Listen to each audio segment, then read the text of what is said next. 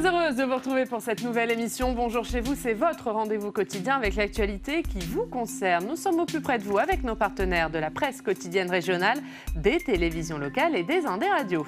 Nous sommes donc ensemble pendant 1h30 et au menu du jour, le Sénat a débuté hier après-midi l'examen du projet de loi de financement de la sécurité sociale, examen qui s'est déroulé dans un climat tendu. On en parle avec le sénateur Les Républicains de l'Isère, Michel Savin, il est avec nous.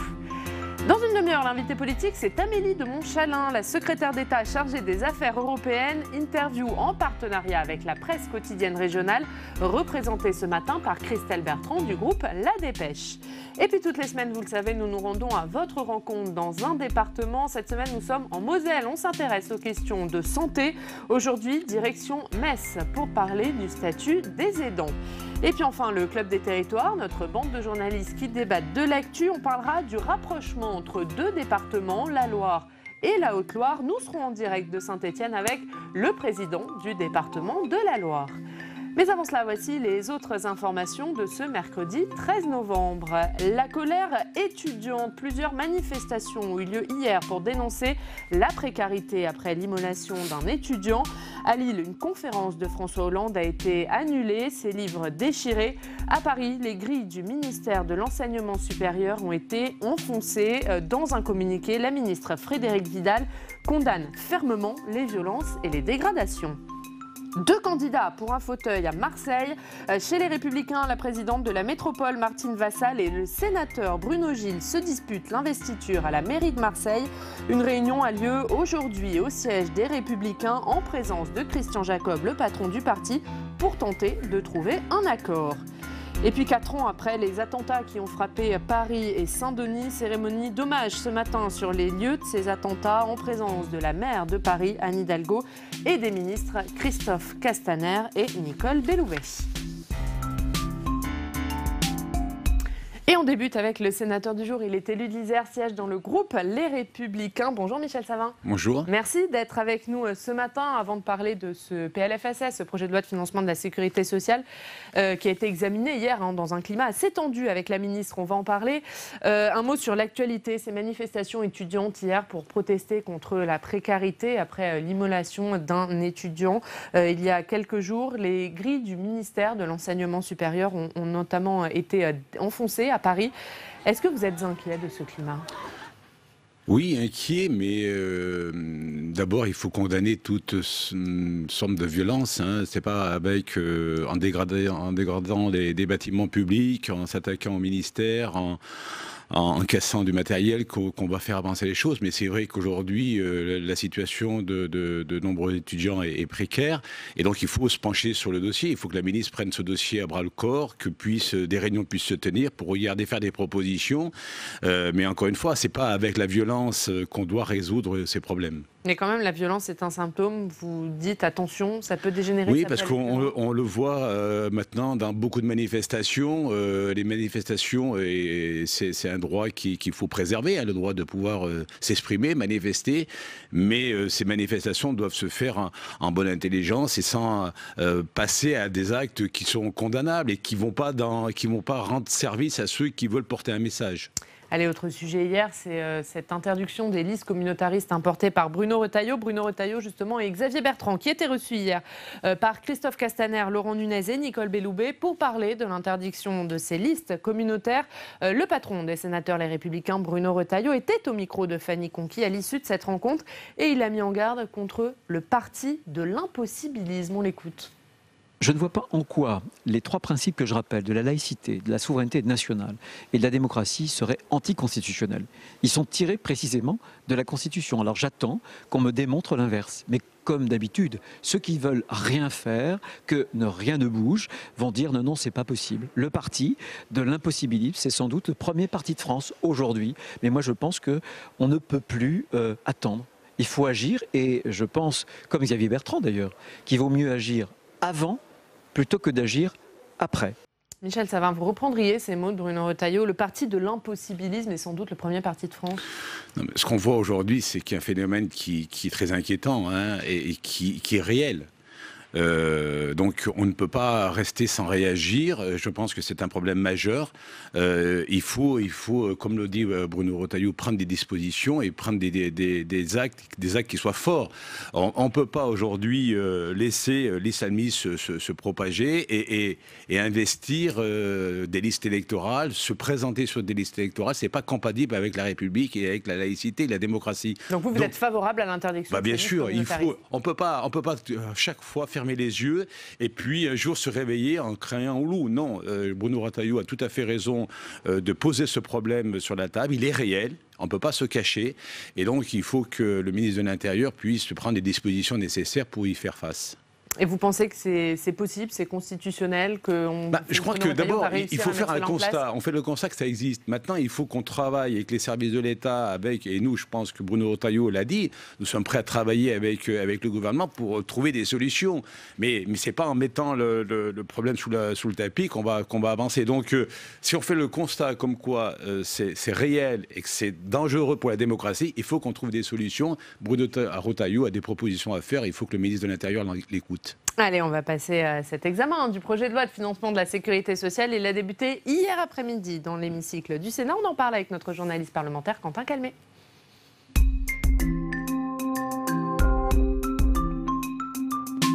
Bonjour Quentin. Bonjour Ariane, bonjour Michel Savin. Bonjour. Et l'examen de ce PLFSS a donc commencé hier après-midi et dès le début, une passe d'armes entre sénateurs et gouvernement. C'est ça, début du marathon budgétaire pour un mois au Sénat et déjà le ton qui monte en séance. Le projet de loi de financement de la sécurité sociale a été renvoyé en commission hier. Une manière pour les sénateurs de signifier leur mécontentement sur ce texte. Plusieurs sources de mécontentement, à vrai dire, dans le projet de loi de financement de la sécurité sociale tel que présenté par le gouvernement, mais une en particulier est source d'indignation sur les bancs de la droite comme de la gauche. Avant-hier, dans le JDD, la ministre de la Santé a donné des pistes pour la réforme de l'hôpital public, dans un contexte, on le sait, de forte mobilisation des personnels de l'hôpital. Et dans le JDD, donc, elle donne des sources, elle donne des pistes pour cette réforme. Et donc ces annonces, selon les sénateurs, cela va rendre caduc le texte examiné en ce moment même dans l'hémicycle du Sénat. Écoutez Jean-Marie Van Lerenberghe, il est rapporteur général du budget. À quoi sert le Parlement? À quoi sert?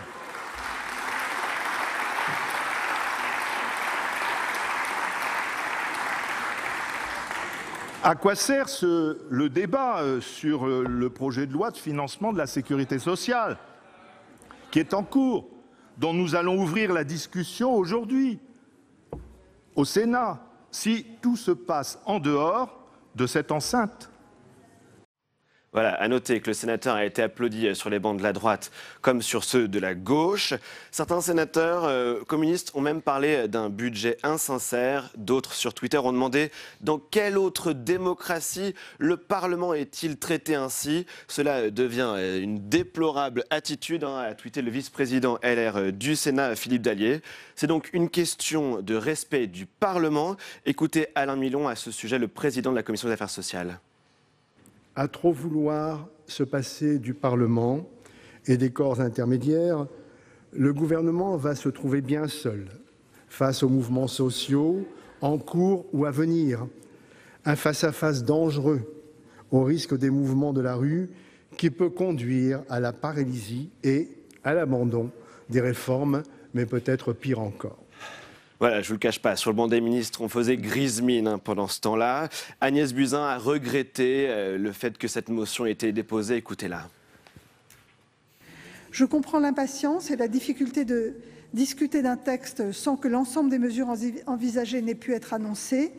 Il en va de la clarté et de la sincérité des débats qui me tient particulièrement à cœur car, plus que tout, je respecte le rôle du Parlement, garant de notre démocratie sociale. La Commission des affaires sociales a adopté une motion de renvoi en commission.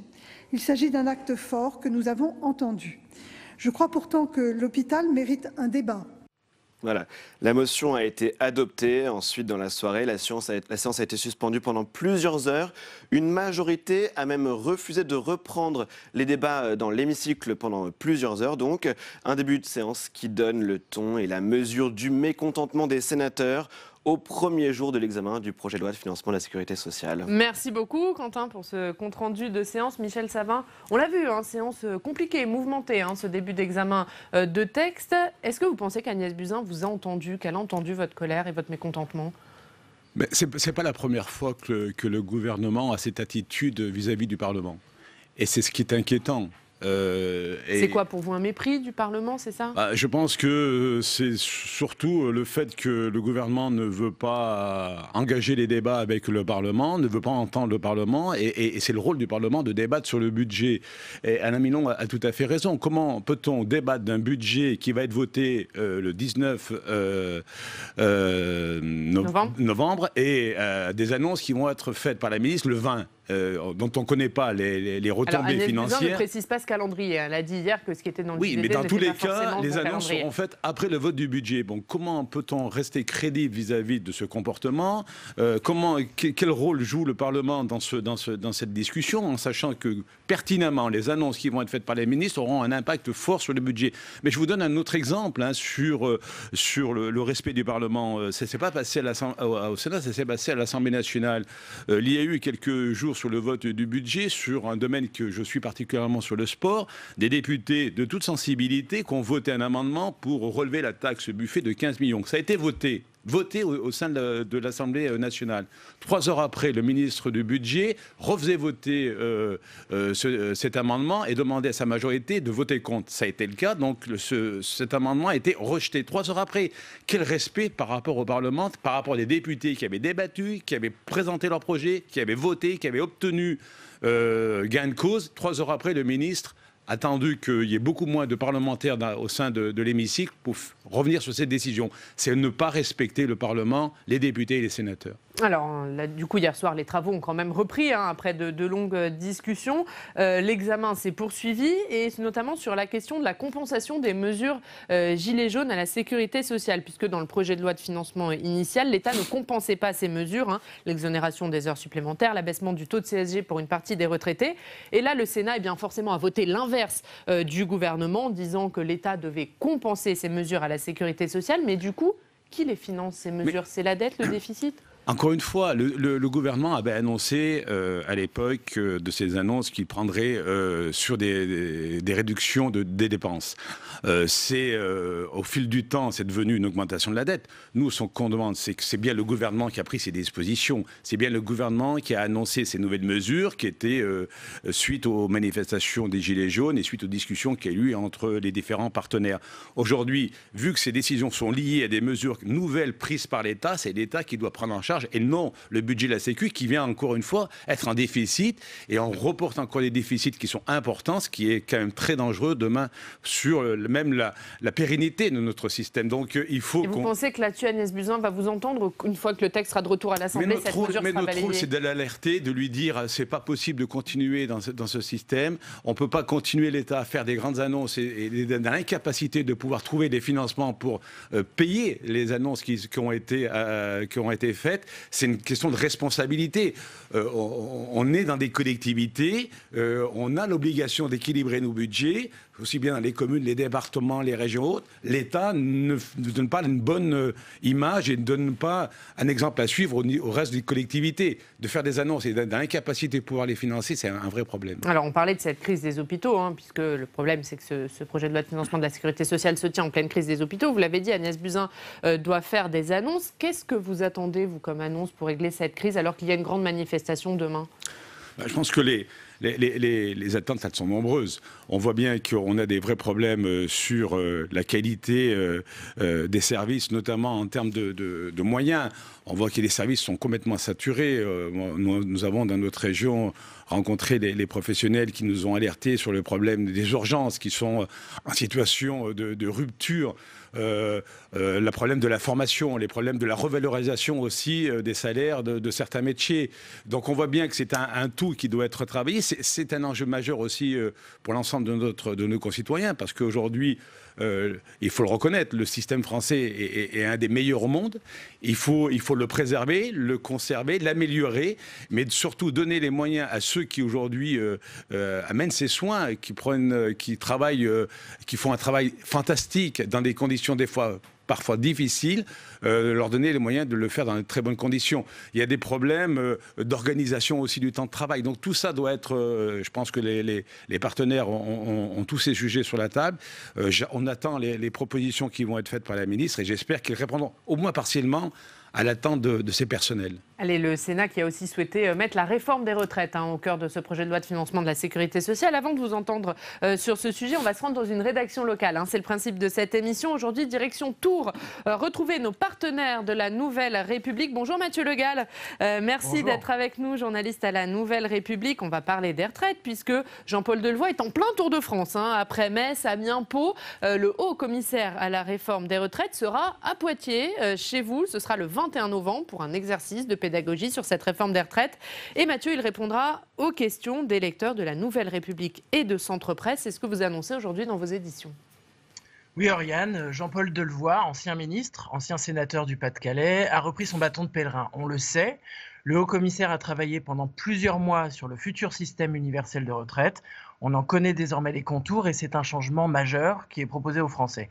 D'où la nécessité d'aller répondre aux nombreuses interrogations, aux inquiétudes sur le terrain. Et les questions des Français sont déjà très nombreuses. Avec cette réforme, chacun veut savoir s'il sera perdant ou gagnant. Et cette rencontre avec les Poitevins, elle a d'autant plus d'importance qu'on le sait, le climat social est tendu.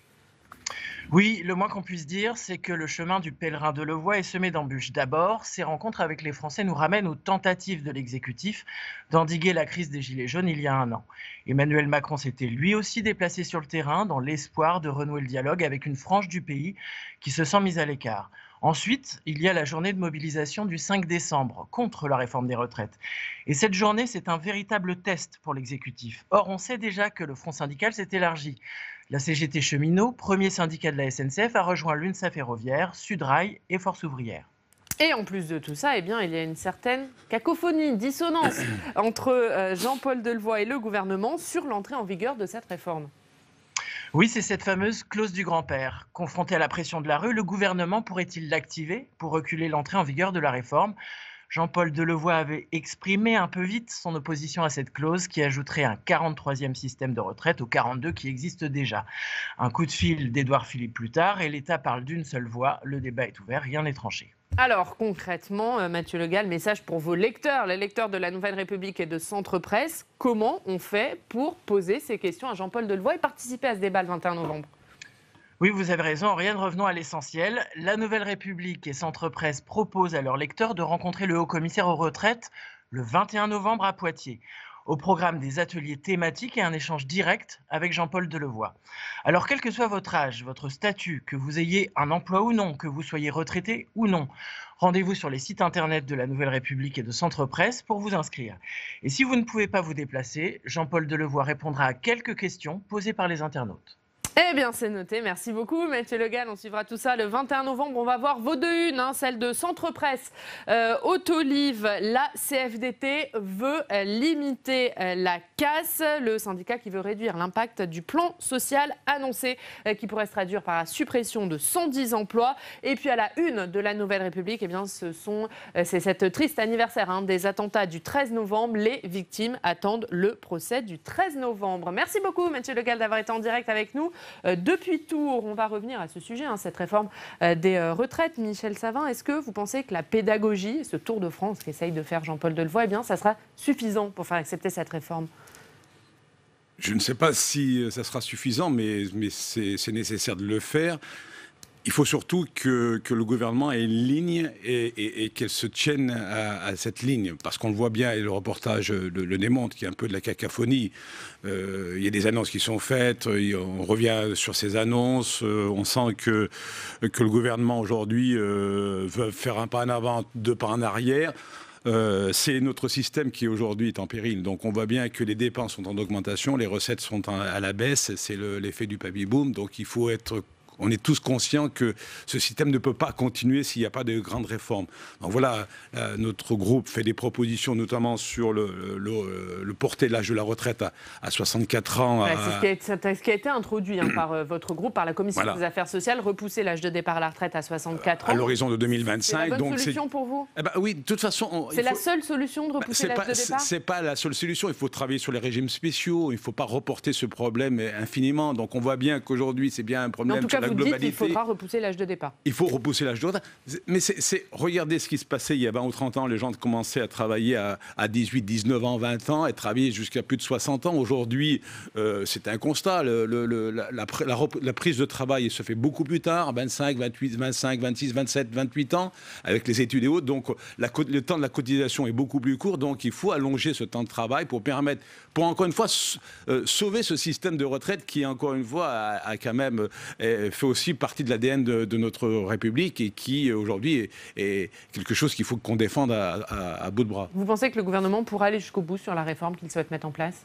Il faut qu'il aille jusqu'au bout. Il ne peut pas faire marche arrière. Encore une fois, l'enjeu est très important et là, on ne peut pas jouer petit bras sur ce dossier. Allez, on va parler d'un autre sujet, c'est le sport, puisque vous allez porter des amendements dans ce projet de loi de financement de la sécurité sociale sur la question du sport, notamment pour faciliter la pratique, faciliter l'accès au sport, et il est question de ne plus rendre le certificat médical obligatoire. Oui, mais pour tout le monde, pour tous les partisans, bien sûr les jeunes, mais aussi les adultes. Alors, on fait une exception pour les fédérations et les compétitions qui sont à risque, et là, on laisse la main aux fédérations pour bien cibler quelles sont les compétitions, les sports qui sont à risque et qui nécessitent, eux, un certificat médical. Donc, et pour les autres, c'est sur c'est la personne qui fera une déclaration pour déclarer si elle est bien apte à pratiquer le sport. Aujourd'hui, il faut assouplir les choses. Je pense que toutes les fédérations sont partantes sur cette proposition. On va la soumettre, on verra quelle en sera l'issue au niveau du débat. Mais vous avez un doute sur ce que va faire le gouvernement? Vous avez eu des garanties? Vous en avez parlé avec la ministre des Sports? J'ai pas de garantie, mais le bon sens voudrait que cet amendement soit voté parce qu'il va dans le sens de l'évolution de la pratique du sport, d'inciter les gens à mieux pratiquer le sport. Encore une fois, il n'est pas pour toutes les compétitions parce que bien sûr qu'il y a des sports qui sont à risque et sur cela, il faut qu'il y ait une garantie d'avoir que le pratiquant ait la possibilité, la garantie de pouvoir le pratiquer dans de bonnes conditions. Est-ce que pour élargir la pratique de l'activité physique, selon vous, il faudrait une activité physique sur ordonnance? Oui, on avait proposé d'expérimenter à l'échelle d'une région cette mesure parce que chaque fois qu'on essaye d'avancer cette solution, on nous met en avant le coût que ça peut représenter au niveau de la sécurité sociale. Il est indéniable qu'il y aura un coût sur la première année. D'abord, il faut qu'on puisse mesurer sur 3 ou 4 ans les effets qu'aurait ce dispositif, aussi bien sur le plan économique, mais surtout sur le plan de la santé. Et tous les médecins... Est-ce que ça éviterait les coûts des maladies qui sont engendrés par la non-pratique de l'activité physique? Ça a engendré une économie sur ce sens-là, mais une deuxième économie, c'est que les patients qui doivent subir des traitements, si les praticiens, les médecins leur demandent plutôt de pratiquer l'activité physique et sportive au lieu de prendre des médicaments, c'est aussi une économie au niveau de la sécurité sur le remboursement des médicaments. Donc, on propose une expérimentation à l'échelle d'une région pour mesurer les bienfaits aussi bien en termes d'économie qu'en termes de santé sur ce dispositif. Et puis, si on s'aperçoit que c'est un dispositif qui est positif, de l'étendre à l'ensemble du pays. Allez, on va passer à votre revue de presse, monsieur le sénateur. Et vous allez voir qu'il est aussi question de sport. On va voir ça avec Quentin Calmet qui revient.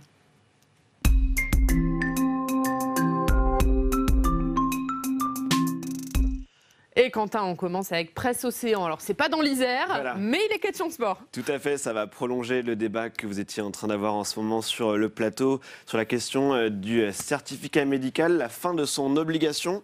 C'est effectivement la question très concernante qui fait la une de Presse Océan, car il y a le débat dans l'hémicycle, mais il y a le débat aussi pour les parents d'élèves qui s'interrogent entre l'opportunité d'avoir comme cela une forme de surveillance de la santé de leur enfant et d'autres qui trouvent que, eh bien, effectivement, ce certificat médical est contraignant. Donc on voit ce débat dans Presse Océan qui revient aussi sur les aspects plus sénatoriaux, législatifs, avec l'explication de ce que voudrait faire la commission des affaires sociales dans le journal. Allez, on va revenir en Isère avec le Dauphiné libéré. Voilà, le Dauphiné libéré qui revient sur une information qui date du mois de septembre, de la fin septembre, et l'incendie de la mairie.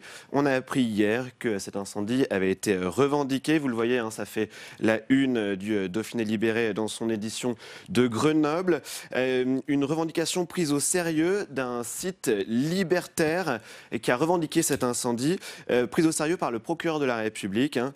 Un incendie de l'hôtel de ville le 30 septembre qui fait suite à une autre série d'incendies. On voit plusieurs photos et effectivement toute une série de bâtiments qui ont été incendiés comme ça depuis 2017, que ce soit les locaux de France Bleu Isère ou encore l'église Saint-Jacques en janvier dernier, ou encore des bâtiments de l'entreprise Eiffage ou celui d'un centre de culture scientifique. Toute une série d'incendies comme ça qui inquiètent effectivement en Isère. Et Quentin, on va terminer avec placegrenette.fr, l'inauguration d'un institut de formation des personnels de santé, c'était hier. Voilà, on nous dit que cet institut était attendu de longue date, 10 000 mètres carrés d'un nouveau bâtiment pour accueillir effectivement un institut de formation commun au CHU et à l'Université de Grenoble. Et donc on le voit, hein, cette inauguration très attendue a eu lieu hier, comme on le voit sur cette photo. Merci beaucoup Quentin. Une réaction, monsieur le sénateur, à cette revue de presse, peut-être sur cet incendie de la mairie de Grenoble qu'on a appris. Oui, c'est un incendie qui fait suite, comme vous l'avez rappelé, de plusieurs autres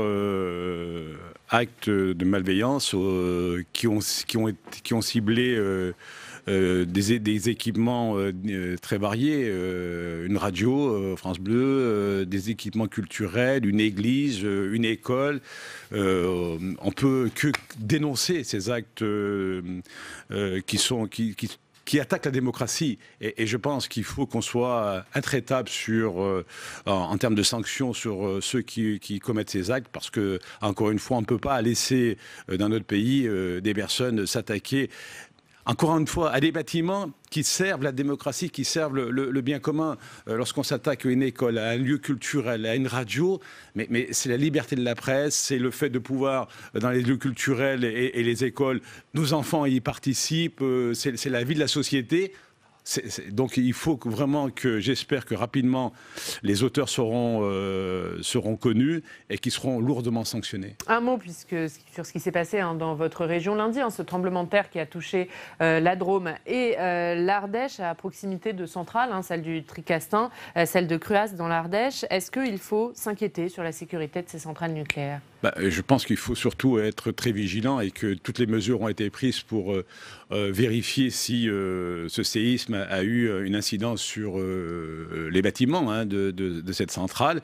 Et on sait que cette centrale et ces équipements sont situés sur des territoires qui sont répertoriés pour être des territoires qui peuvent avoir des séismes. Donc, je pense que là, d'abord, la construction a été faite en prenant en compte ce phénomène, mais il faut être vigilant. Et je pense que l'arrêt qui a été déclenché rapidement va permettre à tous les techniciens de vérifier l'état des bâtiments. Eh bien, merci beaucoup. Merci Michel Savin d'avoir été notre invité ce matin. Dans 2 minutes, c'est l'heure de l'invité politique. Aujourd'hui, c'est Amélie de Montchalin, la secrétaire d'État chargée des affaires européennes. Elle est avec nous. Mais avant de l'entendre, un extrait d'Allons plus loin. Hier, Rebecca Fitoussi faisait débattre Jenny Calimi du Parisien et Patrick Appelmuller de l'Humanité sur la question du retour de ces 11 djihadistes français expulsés de Syrie par Erdogan. On regarde.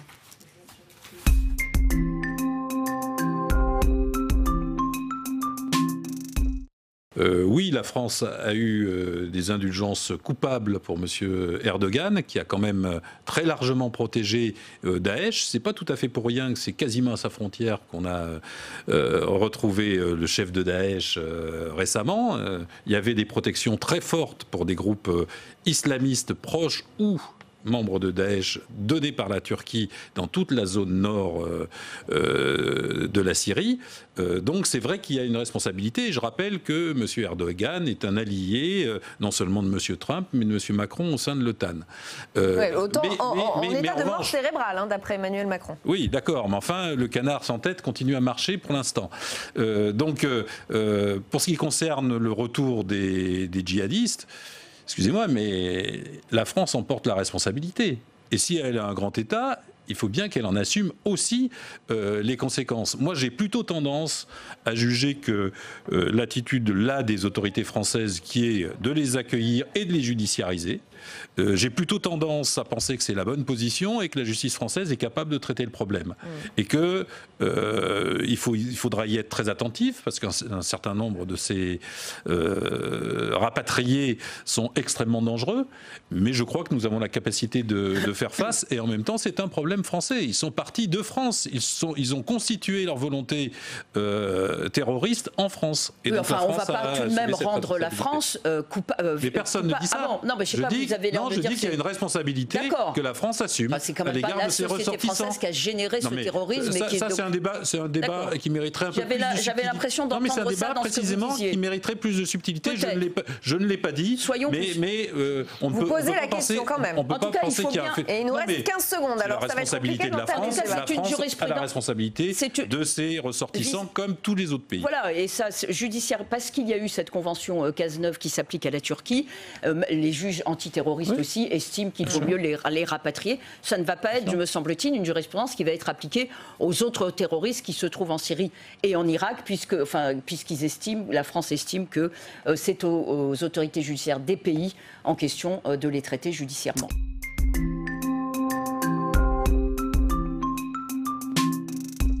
Et notre invitée politique ce matin, c'est Amélie de Montchalin. Bonjour. Bonjour. Vous êtes secrétaire d'État chargée des affaires européennes. Vous êtes avec nous pendant 20 minutes pour une interview en partenariat avec la presse quotidienne régionale, représentée ce matin par Christelle Bertrand du groupe La Dépêche. Bonjour Christelle. Hélène. Bonjour Amélie de Montchalin. Bonjour.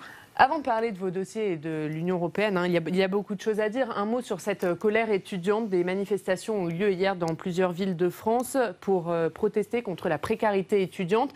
Des manifestations qui, pour certaines, ont dégénéré. On a vu à Lille François Hollande qui a été empêché de tenir une conférence. À Paris, les grilles du ministère de l'Enseignement supérieur qui ont été enfoncées. Quelle est votre réaction ? Il y a plusieurs choses. D'abord, un étudiant qui se suicide, c'est toujours un drame. Parce que c'est une vie arrêtée beaucoup trop tôt. Et au fond, le sentiment qu'on n'a pas réussi à l'entourer sûrement assez avant, à prévenir, au fond, un tel passage à l'acte. Donc ça, c'est la première chose. C'est d'abord, je pense, le respect qu'on doit aux familles et effectivement, la mobilisation qu'on doit avoir pour que d'autres jeunes en situation peut-être difficile personnellement trouvent les moyens d'exprimer leurs difficultés, le soutien nécessaire, peut-être si c'est des sujets matériels, il y a des aides d'urgence et qu'on donc puisse prévenir de tels actes. Certains disent que c'est un acte politique. Je ne pense pas qu'un suicide, ou en tout cas qu'une immolation... Alors il s'est immolé, voilà. Et il est aujourd'hui dans une situation médicale très grave. Je ne pense pas qu'on puisse dire que ce soit un acte politique. On comprend bien qu'il y a des revendications, il y a des difficultés. Ce que je trouve, moi, dangereux, c'est que dans notre démocratie, certains groupuscules, certains militants politiques se servent de cet événement, le récupèrent, et on voit bien commettre des actes qui ne sont pas, au fond, ce que doit être une démocratie. Une démocratie, ça n'empêche pas un ancien président de la République de s'exprimer dans une université qui doit être un endroit de débat. Ça ne se jette pas sur des grilles d'un bâtiment public. Donc on voit là qu'il y a, au fond, un amalgame, ou en tout cas un risque. C'est que d'un côté, il y a un événement très grave, qui est effectivement un jeune qui met ses jours en danger parce qu'il a manifestement des difficultés qui n'ont pas été identifiées. Et puis de l'autre, il y a un mouvement politique violent et contre lequel je pense qu'il faut qu'on soit très ferme. C'est pas un acte politique, mais il pointe du doigt Emmanuel Macron, François Hollande, Nicolas Sarkozy. Il y a un message politique derrière son... Il y a effectivement, il met le doigt sur des enjeux de précarité étudiante. Ce sont des sujets sur lesquels on travaille. Est-ce que ces questions de précarité étudiante n'ont pas été réglées, n'ont pas été laissées... Elles sont au cœur de tout le plan de Frédéric Vidal, que ce soit sur les bourses, que ce soit sur le fait qu'on ait supprimé la cotisation à la sécurité sociale, c'est 217 € de plus qu'on rend aux étudiants, le fait qu'on travaille beaucoup avec les Crous, donc il y a beaucoup d'actions. Est-ce qu'elles sont suffisantes? Est-ce qu'elles ont touché tout le monde? Est-ce qu'il n'y a pas des étudiants qui passent parfois entre les mailles du filet? Il faut qu'on y travaille. Mais vous voyez bien, il y a d'un côté une action qui doit être méthodique, peut-être renforcée, qui doit peut-être être mieux connue, qu'on puisse mieux accompagner. Mais on ne peut pas dire d'abord qu'on n'ait pas pris conscience de cet enjeu. Et deuxièmement, je ne pense pas que ça justifie, et ça ne justifie jamais la violence contre ni les institutions républicaines, ni surtout empêcher au sein même d'une université des débats démocratiques, ouverts, des débats, des échanges de se tenir. Allez, on va passer au dossier de l'Union européenne. Thierry Breton, nouveau commissaire européen proposé par Emmanuel Macron, a été auditionné hier par la commission juridique du Parlement européen. C'est la première étape avant une autre audition demain. Et c'est passé juste, très juste, à une voix près. Est-ce qu'il faut se préparer à un nouveau camouflet pour la France ? Alors, il n'a pas été auditionné hier. Il a envoyé un dossier sur sa déclaration d'intérêt et un éventuel conflit d'intérêts. Et hier, la commission jury, donc la commission qui s'occupe des affaires juridiques, a pris la décision de ne pas lui poser de questions supplémentaires et de le laisser aller désormais, jeudi après-midi, passer une audition sur le fond, où là, il sera face à des députés avec des questions, des réponses. Il pourra apporter à la fois des éléments essentiels sur pourquoi ce portefeuille qu'on lui confie est cohérent, pourquoi ça fait sens de s'occuper à la fois d'industrie, de création d'emplois, de défense, d'espace, de numérique. Donc déjà, il pourra défendre la vision qu'il a de ce portefeuille, ce qu'il compte en faire, comment c'est cohérent avec ce que lui a demandé de faire Ursula von der Leyen, la nouvelle présidente de la Commission.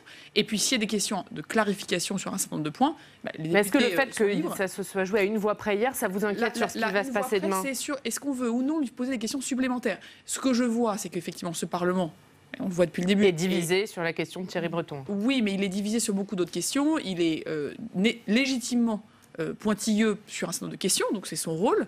Après, moi, ce que je cherche surtout à voir, c'est qu'on ne fasse pas de la mauvaise politique au mauvais endroit. Le Parlement, c'est un lieu qui doit, à mes yeux, bien sûr régler les questions de conflit d'intérêts, c'est son rôle. C'est comme ça que c'est organisé. On pense, d'ailleurs, qu'on ferait mieux d'avoir une haute autorité de la transparence de la vie publique européenne pour dépolitiser ce qui doit l'être.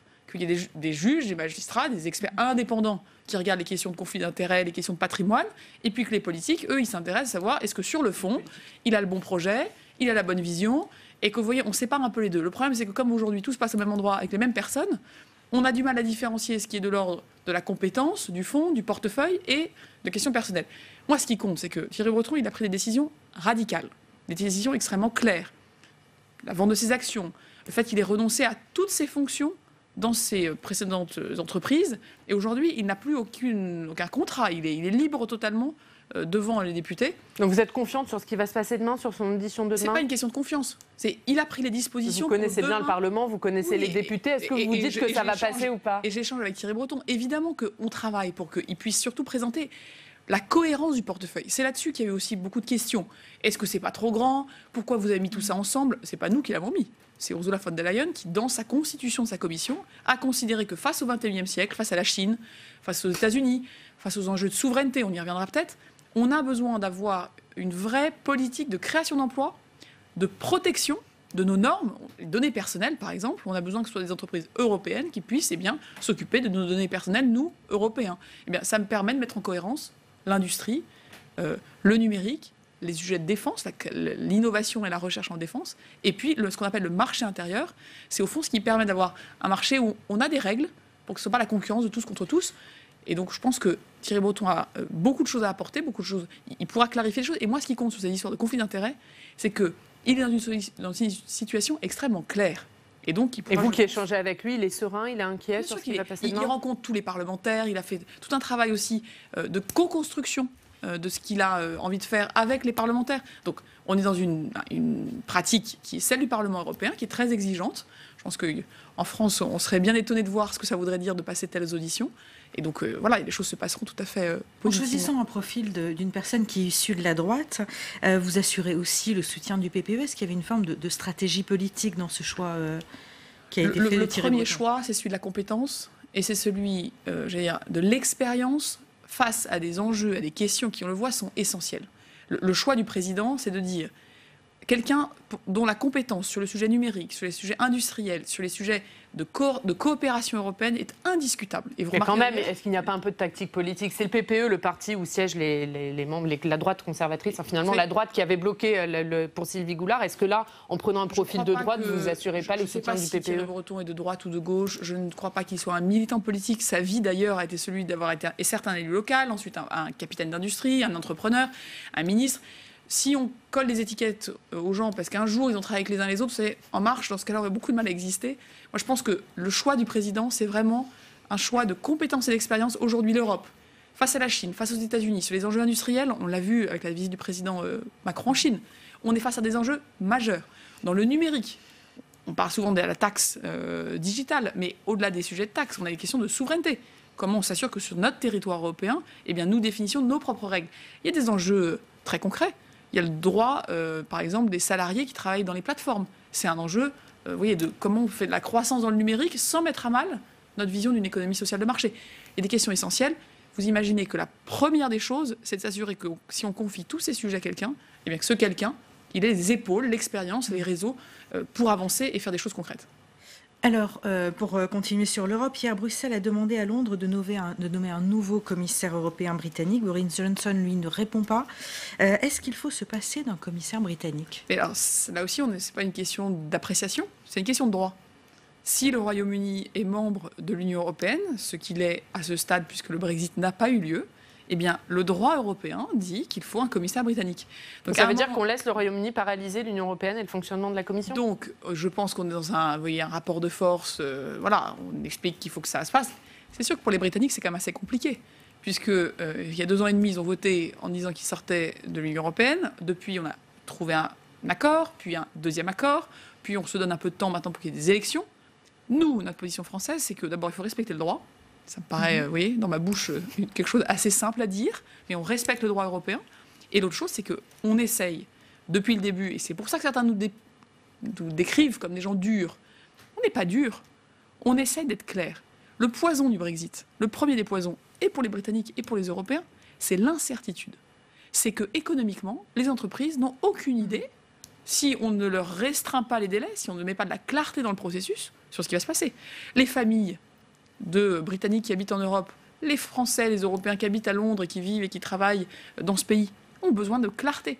Et donc ce qu'on essaye de faire, nous, c'est de dire on ne peut pas empêcher des élections de se tenir quand l'intégralité des forces politiques veulent les organiser. Ça fait 2 ans que nous avons toujours dit s'il y a besoin un peu de temps pour faire des élections, il y aura ce temps parce que c'est un temps démocratique. Maintenant, il ne faut pas à nouveau qu'on reparte dans une série de péripéties. Donc ça veut dire que le Brexit, c'est le 31 janvier, quoi qu'il arrive, avec ou sans accord. Il faut qu'on ait un oui ou un non. Il faut que ça soit clair. Et vous préférez une sortie au 31 janvier claire, sans accord, plutôt qu'un nouveau délai? Je ne vais pas vous dire que je préfère. Ce n'est pas mon choix, c'est le choix des Britanniques. Ça commence par un référendum britannique, ça se suit par des décisions du Parlement britannique. Et aujourd'hui, il faut qu'on réaligne le Parlement, le gouvernement et le peuple britannique pour qu'il y ait une majorité quelque part. Est-ce qu'il y a encore une chance pour que la Grande-Bretagne reste dans l'Union européenne? Mais s'il y a une majorité qui veut organiser le maintien du Royaume-Uni dans l'Union européenne, l'article 50, qui est le processus juridique qui permet le Brexit, il peut être arrêté à tout moment par les Britanniques. Et oui, c'est un choix britannique. Ce que moi je vous dis, c'est que notre responsabilité, côté européen, côté français, c'est 2 choses. D'abord, il faut de la clarté, parce qu'il faut un calendrier restreint. On ne peut pas imposer de l'incertitude aux familles, aux entreprises, voilà, à notre société. Et aujourd'hui, il y a des incertitudes. Et donc, il y a des risques. Tout ce qu'on fait avec le président de la République depuis le mois d'avril, c'est de dire si on veut de l'extension uniquement jusqu'au 31 octobre, et là, vous avez mis un délai très court. Certains étaient prêts à nous faire partir pour. Voilà, sans justification. Nous, il était un peu isolé, Emmanuel Macron et la France, sur ce sujet du report du Brexit. On n'est pas isolé. On porte une voix qui est nécessaire. Et donc, vous avez vu qu'on a l'unité des 27, c'est faite. À l'unanimité, on a dit voilà, 31 janvier. Et deuxièmement, deuxième position française, c'est on veut des justifications. On veut des conditions. Ce n'est pas un processus qui va se diluer, dont la difficulté va se diluer parce que le temps va être plus long. Donc, notre approche, c'est de la clarté, des échanges courtes, des conditions et de la préparation. Un dernier mot. Pour que sur le terrain, les entreprises, notamment qui exportent, soient bien renseignées. J'étais encore en Normandie la semaine dernière pour expliquer les procédures à faire. Il y a une démarche à faire pour toutes les entreprises et tous les chefs d'entreprise qui pourraient nous écouter ce matin. Brexit.gouv.fr pour avoir un numéro d'exportateur qui peut être utile si jamais les choses se passent de manière moins ordonnée que prévu. Un dernier mot juste sur ce sujet, on a bien compris, mais est-ce que vous pensez que le Brexit peut avoir des conséquences sur la croissance française? Le Brexit, il a des conséquences partout en Europe, peut-être même partout dans le monde déjà, par l'incertitude qu'il génère. Vous savez, si en Allemagne, il peut y avoir des conséquences sur la croissance pour l'année prochaine notamment. Mais il en a déjà. C'est déjà le cas. C'est déjà le cas depuis 2 ans et demi. Puisque depuis 2 ans et demi, les chefs d'entreprise, les investisseurs, voient qu'il y a un pays en face où ils investissaient beaucoup, avec qui ils commercent beaucoup, qui est dans une situation où on ne connaît pas les règles de commerce qui prévaudront demain. Donc on est bien dans un cas où aujourd'hui, cette incertitude pèse déjà. Et ce qu'on veut, nous, c'est qu'on réduise au maximum l'incertitude pour qu'elle pèse le moins possible et qu'elle pèse le moins longtemps. Et donc notre combat, nous, c'est lutter contre l'incertitude. Ensuite, les décisions politiques, je le répète, ce sont des décisions des Britanniques. Ça fait 4 ans aujourd'hui qu'ont eu lieu les attentats du Bataclan et ceux qui les ont entourés. La Turquie a décidé de renvoyer 11 djihadistes français. Est-ce que la Turquie fait des djihadistes un instrument de géopolitique contre la France et l'Union européenne? Alors là-dessus, il faut être assez factuel. Déjà, je pense qu'il faut se souvenir effectivement d'il y a 4 ans, un moment, je pense que tous avons des souvenirs très forts, très marquants, très graves de ce qui s'était passé. La lutte contre le terrorisme, c'est une lutte que la France mène chez nous, ailleurs, dans le monde, sur les terrains d'opération extérieure. Donc on est extrêmement déterminé. Il faut avoir en tête sur le point précis que vous abordez, comment ça s'organise. Il y a 2 sujets. Il y a les djihadistes qui sont dans des camps sécurisés, des prisons qui ont été gérées par les Kurdes au nord de la Syrie, proche de l'Irak, et où nous essayons de faire en sorte que ce soit sur les terrains d'exaction de ces djihadistes qui soient jugés, donc en Irak pour beaucoup d'entre eux. Et puis il y a d'autres personnes qui ont déjà été arrêtées par les Turcs, parce qu'ils se situaient en territoire turc, et soit parce qu'ils voulaient aller en Syrie et que les Turcs les ont arrêtés, soit parce qu'ils en revenaient. Et dans ce cadre-là, il y a déjà eu 250 djihadistes qui ont été ramenés en France, mais dans des conditions très organisées pour que nous puissions, dès leur arrivée, les mettre soit en mandat de dépôt, soit en garde à vue, et que nous puissions nous les juger. Donc, les 11 personnes dont on parle sont la suite. Il y a un protocole, le Cazeneuve, ça a été mis en place à l'époque, par en le 2014. ministre Cazeneuve dans ses fonctions, qui permet, avec les Turcs, d'avoir une coopération pour nous assurer que ces personnes qu'on ne veut pas du tout voir dans la nature, si elles reviennent en France, elles reviennent quand nous avons tous les éléments pour nous assurer. Donc clairement, vous dites qu'il faut s'attendre à voir d'autres djihadistes renvoyés par la Turquie sur le sol français. Quand ça se passe comme ça, on est dans de la coopération judiciaire, on est dans l'organisation du fait que toutes ces personnes qui ont commis des actes ou qui se préparaient à en commettre ou qui ont été complices d'actes très graves soient jugées. Ce que je vois derrière, c'est qu'effectivement, du côté turc aujourd'hui, il y a, on l'a vu avec l'offensive en Syrie, il y a un discours qui peut être assimilé à du chantage sur un certain nombre de points. Et la France dit que nous ne voulons pas entrer dans ces considérations. Mais est-ce que les djihadistes sont un élément de ce chantage pour la Turquie? Il y a une part de rhétorique. Maintenant, nous, ce que je vois, c'est les faits.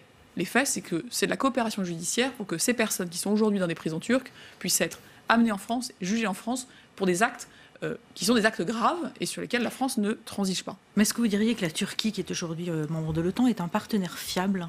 Je crois que le président l'a très bien dit, on a un sujet au cœur de l'OTAN qui est la confiance mutuelle, qui est la stratégie commune, qui est la convergence européenne et qui est au fond le bon fonctionnement de l'organisation. Il l'a très bien dit hier.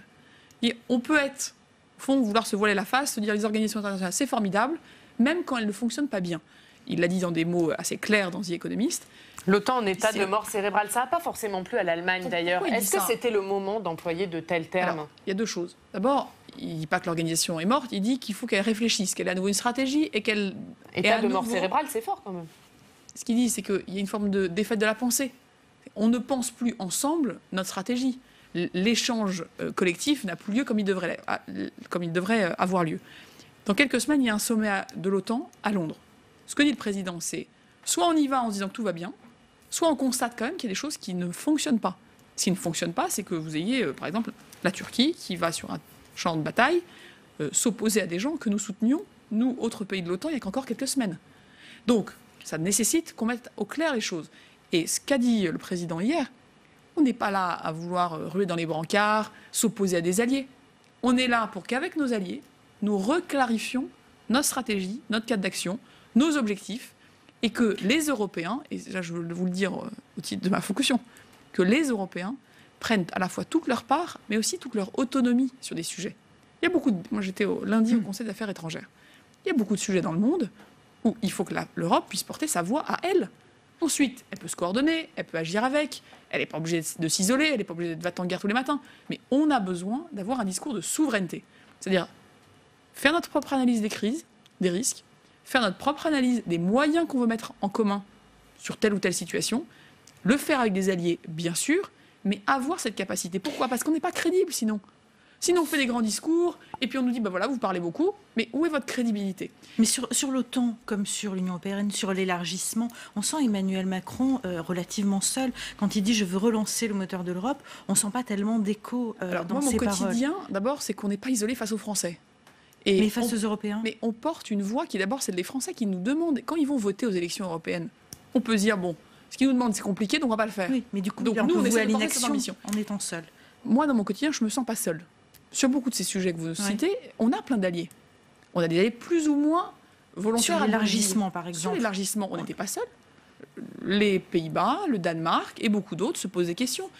Et aujourd'hui, on présente, dans les cercles bruxellois, une nouvelle procédure de négociation. Comment on veut que ces pays, s'ils veulent entrer dans l'Union européenne, comment on négocie avec eux? Comment on fait que les populations arrêtent d'émigrer? Comment on fait pour que le développement économique soit plus grand?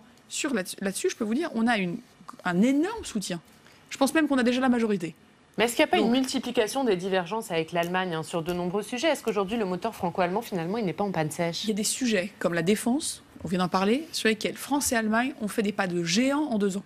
Des pas de géant. Ça fait 30 ans on parle de ça en France. C'était un tabou absolu en Allemagne. En 2 ans, on a créé des initiatives au sein de l'Union européenne. On a créé cette initiative européenne d'intervention. Donc, on a fait des pas de géant. Et aujourd'hui, si vous regardez les mots même du ministre des Affaires étrangères allemand, il dit « il nous faut un Conseil de sécurité européen. Il nous faut une défense européenne ». Chose qu'on n'imaginait pas dans la bouche d'un dirigeant allemand il y a quelques années. Il y a des sujets sur lesquels on avance fort. Il y a des sujets sur lesquels on doit encore se concerter. C'est une partie de mon travail quotidien. Mais ce que je vois en Europe, c'est que soit on se résigne et on fait des consensus à l'unanimité tous les matins. C'est le plus petit dénominateur commun et on pourrait organiser, vous savez, une Europe où tout le monde est d'accord. Sauf que de l'autre côté, il y a des citoyens qui nous demandent des choses difficiles, ils nous demandent des choses légitimes, ils nous demandent de s'occuper de protection, d'immigration, de frontières, ils nous demandent aussi de s'occuper de la création d'emplois, de s'occuper de notre politique d'innovation, de comment on se protège face à des gens qui viendraient de l'extérieur racheter toutes nos entreprises. Soit on se dit qu'on ne les écoute pas et qu'on fait des consensus au plus petit dénominateur commun, soit on fait ce qu'on fait, c'est qu'on met beaucoup d'énergie. Moi, je fais le tour d'Europe pour présenter nos propositions et je peux vous dire qu'on a beaucoup de soutien. Mais il faut qu'ensuite, on en fasse des majorités. Donc on va en parler, mais sur un mot, par exemple, sur les déclarations d'Emmanuel Macron sur cette règle des 3%, qui est un totem un peu dans l'Union européenne, quand il dit que c'est un débat d'un autre siècle, on a un peu du mal à voir quelle est la cohérence et quelle est la lisibilité de la politique d'Emmanuel Macron. Ce qu'il dit là-dessus, c'est à Bruxelles, vous avez une façon simple de régler des questions compliquées. C'est de dire, vous savez, sur les enjeux économiques, sur les enjeux d'investissement, on a 2 règles. Pas plus de 3% de déficit et un budget européen qui fait 1% du PIB. Circuler, il n'y a rien à voir. Est-ce que ça fonctionne? Est-ce qu'on a assez d'investissement? C'est l'idée qu'il défendait au début du quinquennat. Il disait si on veut être audible, il faut s'en tenir à ces règles. Il ne dit pas qu'il faut remettre en cause les règles. Il ne dit pas la France ne va arrêter de les respecter. C'est ça qui est peut-être pas clair. Il dit qu'il ne faut pas en sortir de la règle des 3%, mais en même temps, il dit que c'est un débat d'un autre siècle. Oui, parce qu'il dit si notre seul débat. Est-ce que ça ne manque pas de cohérence finalement ces discours sur l'Union européenne? Ce qu'il dit, c'est si notre seul débat économique, si notre seul débat de vision économique pour le XXIe siècle, pour l'Europe, c'est de se dire on a une règle sur les déficits et on a un tout petit budget européen et c'est bon, eh bien on est à côté de la plaque. Donc bien sûr que la France va respecter la règle des 3%. Bien sûr qu'on va négocier un budget européen. Mais il faut qu'on ait un peu plus de lucidité sur le monde. Donc on veut quoi? On veut qu'on investisse. Et de souplesse sur les 3%. Et surtout que ça ne soit pas notre seule boussole. Les 3%, ils sont là, on ne va pas les changer. Mais si c'est la seule chose qu'on a à se dire quand on fait des réunions économiques et qu'on ne parle pas d'investissement et qu'on ne parle pas de politique industrielle et qu'on ne parle pas de politique concurrentielle, mais est-ce que ça veut dire qu'il s'autorise à déroger à cette règle? Non, et Bruno Le Maire l'a très bien dit. C'est une règle nécessaire, il faut des règles. Mais le seul débat de politique économique en Europe ne peut pas se restreindre à débattre pendant des jours et des heures du niveau de déficit des pays.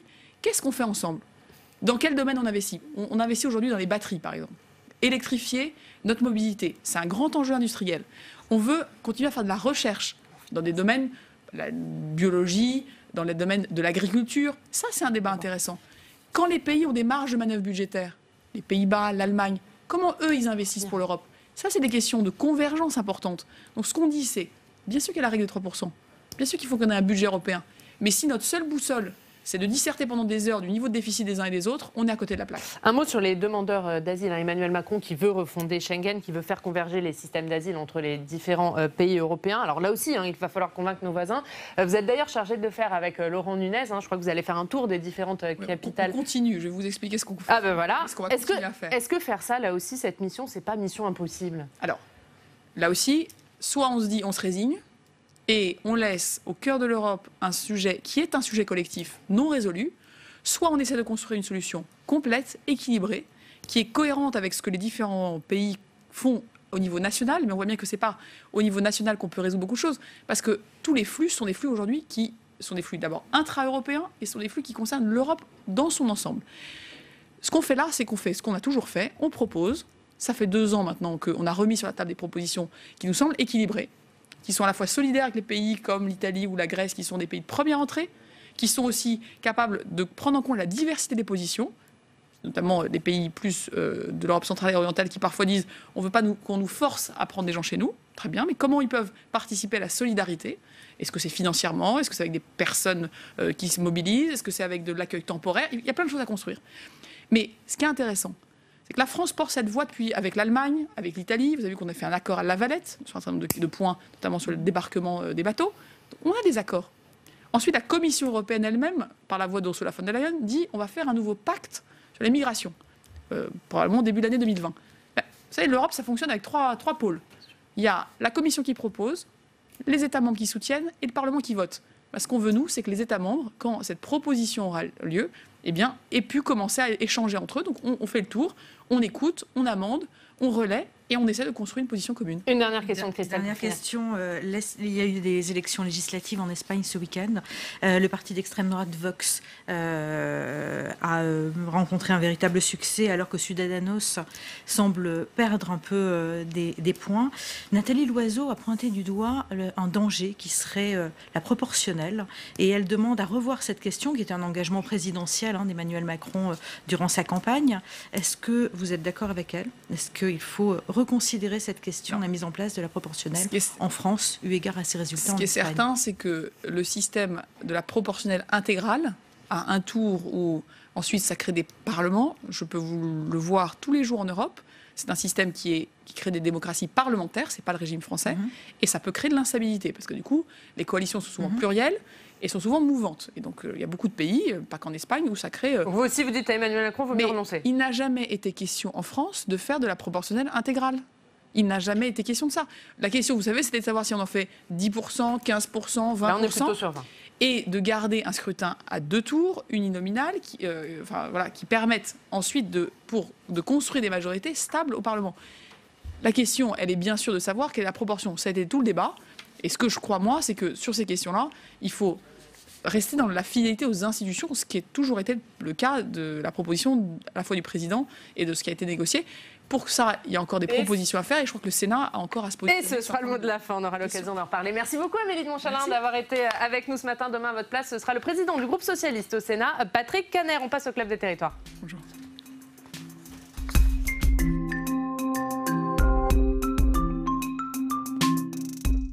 Jamais dit qu'on voulait la proportionnelle intégrale.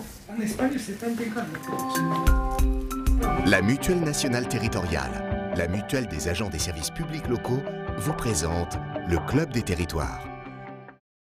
Engie, acteur engagé dans la transition zéro carbone des régions, vous présente le Club des Territoires.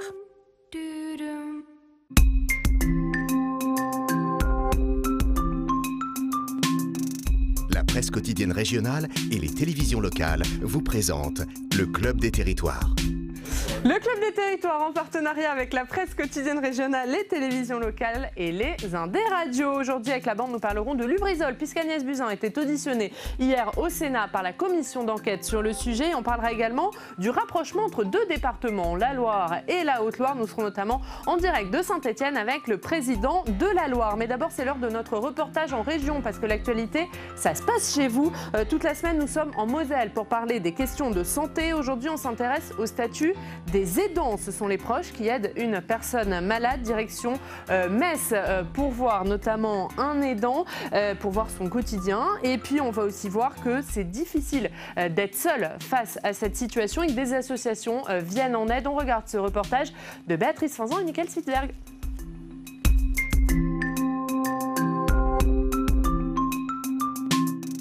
Ils sont entre 8 et 11 millions en France. On les appelle les aidants, car chaque jour, ils aident un proche en difficulté ou malade, souvent au détriment de leur propre santé. Je te mets assis et puis je vais t'amener du chocolat comme d'habitude. Nous sommes chez Denise, qui s'occupe de son mari René, âgé de 84 ans et atteint de la maladie de Parkinson. Denise, être aidante, qu'est-ce que ça signifie pour vous ? Ça signifie qu'on est toujours à l'écoute de notre mari. Moi, je suis toujours avec lui, je m'occupe vraiment de lui parce que, si je ne suis pas là, j'ai l'impression qu'il va arriver quelque chose, quoi.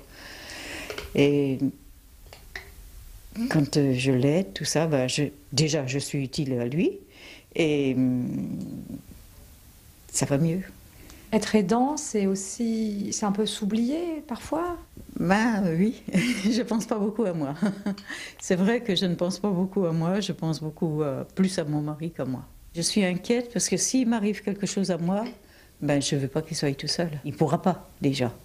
Non, et je ne veux pas qu'il soit à la dérive. Ça, c'est une chose qui est importante pour moi. Parce que j'ai toujours été là pour lui. Donc je vois mal ne plus être là. Vous n'êtes pas là, à l'heure actuelle, il n'y a pas de relais, il n'y a personne d'autre que vous qui peut aider René. Pour l'instant, non. Denise est inquiète. Bonjour. Quand elle doit s'absenter longtemps pour faire des courses, elle ne peut plus laisser René seul. C'est devenu trop dangereux. Alors, elle se tourne vers un réseau de professionnels pour prendre le relais. Ensemble, ils évaluent ses besoins pour apporter une aide sur mesure à domicile. Nous nous trouvons dans les locaux de la plateforme de répit créée en 2012. C'est un centre d'information et d'action destiné aux aidants. Objectif, les soulager en leur dégageant du temps personnel et les accompagner pour mieux connaître la maladie qui touche leurs proches. Alors justement, nous allons voir Manon Petit qui est ergothérapeute au sein de la plateforme. Bonjour Manon. Bonjour. Alors, en quoi consiste exactement votre métier? Donc au niveau de la plateforme de répit, j'accompagne les aidants, donc je les rencontre souvent en individuel, à domicile. On établit ensemble un diagnostic de leur situation, à quel stade ils en sont dans l'accompagnement de leurs proches. On définit leurs besoins et je peux être source de conseils, aussi bien en aide technique qu'en aide humaine, en accompagnement, en répit à domicile. On dit répit parce que les gens qui viennent vers vous sont à bout, vous êtes un peu la bouée de sauvetage quelque part. C'est vrai qu'on accompagne des personnes qui sont dans un état d'épuisement parfois avancé et elles ont besoin d'un soutien qui prend différentes formes. Mais entre autres, le fait de trouver des solutions pour permettre à l'aidant d'avoir du temps personnel, c'est très important. Quand on est aidant, on remarque que le temps personnel, c'est la première chose qui s'efface. Donc on n'a plus de temps pour soi, on n'a plus de temps pour aller chez le coiffeur, pour aller au cinéma, pour des choses qui sont essentielles au bien-être en fait. Et on essaye de le restaurer pour que l'aidant puisse un petit peu se reconstituer une forme de bien-être et de cette manière avoir des ressources pour accompagner son proche. C'est un marathon en fait d'être aidant. Retrouver du temps pour prendre également soin de soi, car beaucoup d'entre eux s'oublient. En France, 30% des aidants décèdent avant le proche dont ils s'occupent. Reportage de Béatrice Finzan, Michael Spitzberg, prochain épisode. Demain, on parlera notamment de la crise des urgences, puisque demain, une grande manifestation a lieu à l'appel du personnel hospitalier. Bonjour messieurs. Bonjour Ariane. Bonjour Ariane. On va parler de ce qu'on vient de voir, ce reportage sur le statut des aidants. Ils sont entre 8 et 11 millions en France, les aidants. Alors le gouvernement a récemment débloqué une enveloppe de 400 millions d'euros. Est-ce qu'il faut en faire plus pour ces aidants? Est-ce qu'ils ne sont pas suffisamment aidés, suffisamment soutenus? Sébastien Fournier, allez-y. Oui, alors, il y a effectivement, là, discuté dans le projet de loi de finances de la sécurité sociale qui a commencé hier au Sénat, la question donc des indemnités journalières, c'est plutôt une bonne chose, mais c'est pour ceux qui travaillent. Peut-être un peu élargir. C'est un enjeu de société. C'est, comme vous l'avez dit, c'est à peu près 10 millions de personnes qui sont concernées. Ce sont des personnes âgées, notamment, mais pas seulement. Donc des jeunes, des plus jeunes qui sont en situation de pouvoir travailler, ou en âge de travailler. Certains ne travaillent pas d'ailleurs. Et pour ces personnes-là, peut-être faut-il aussi faire quelque chose à leur endroit. Il y a aussi une question, je crois, d'image dans la société, ce que ça représente. Il y a un petit peu de condescendance sur cette question-là. Un peu de complaisance dans la société. Donc il y a aussi de l'image, je crois, qu'il faut travailler. On le voit dans le reportage, Baptiste. C'est vrai, c'est une lourde responsabilité pour ses proches aidants. On voit la dame qui s'occupe de son mari qui dit « Je n'ose plus aller faire les courses toute seule, de peur qu'il lui arrive quelque chose et le laisser tout seul ». Oui, puis ce qui est terrible pour ces aidants, c'est qu'il y a une sorte de déni collectif qui peut renvoyer une sorte de déni intime. On ne veut pas vieillir, on ne veut pas vieillir, pardon, excusez-moi, décidément, je crois que j'ai un problème avec cette question-là aussi moi-même. On ne veut pas voir vieillir ses propres proches, mais aujourd'hui, on a toute une génération qui arrive, grosso modo la génération des baby-boomers, et c'est un enjeu quand même assez considérable qui a commencé à être pris en compte dans les politiques publiques au moment de la canicule. Il y a des signaux faibles quand même assez positifs. On a par exemple Action Logement qui correspond au ex-1% Logement qui a financé 1 milliard pour transformer les baignoires en douches. On sait qu'il y a 5000 chutes mortelles quand même dans les baignoires aujourd'hui en France. Donc les politiques publiques commencent à se mettre au diapason de la révolution du grand âge. Oui, c'est surtout une question anticipée. En effet, on vient de parler des baby-boomers. Il se trouve qu'aujourd'hui, beaucoup d'aidants sont des retraités eux-mêmes, puisque les baby-boomers arrivent à la retraite, ils ont encore leurs parents. En revanche, dans 15-20 ans, on aura à la retraite des gens qui vivront plus âgés, mais qui auront eu des enfants plus tard et des actifs qui vont travailler plus âgés. Donc du coup, les aidants seront des actifs ou alors ne voudront pas être aidants. Et du coup, c'est la société qui devra payer les personnes pour assumer ces tâches-là. Or, on sait que le secteur de l'aide aux personnes âgées a des grosses difficultés de recrutement. Donc, à mon avis, ce sont deux questions qui, pour le moment, ne se rapprochent pas suffisamment et que les pouvoirs publics doivent aborder maintenant parce que sinon, on va vers une catastrophe de société dans 15 ans. Allez, avec plus de moyens. Allez, on va passer à un autre sujet, c'est Lubrizol, puisque Agnès Buzyn était auditionnée hier au Sénat par la commission d'enquête sénatoriale sur les conséquences de l'incendie de cette usine Lubrizol. Et Quentin, vous allez nous raconter ce qu'il s'est passé. Oui, la ministre...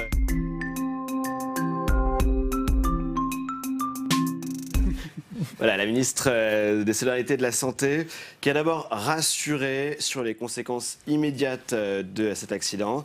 Pas de mort, pas de cas graves. Les conséquences sanitaires ont été modérées, a dit la ministre Agnès Buzyn.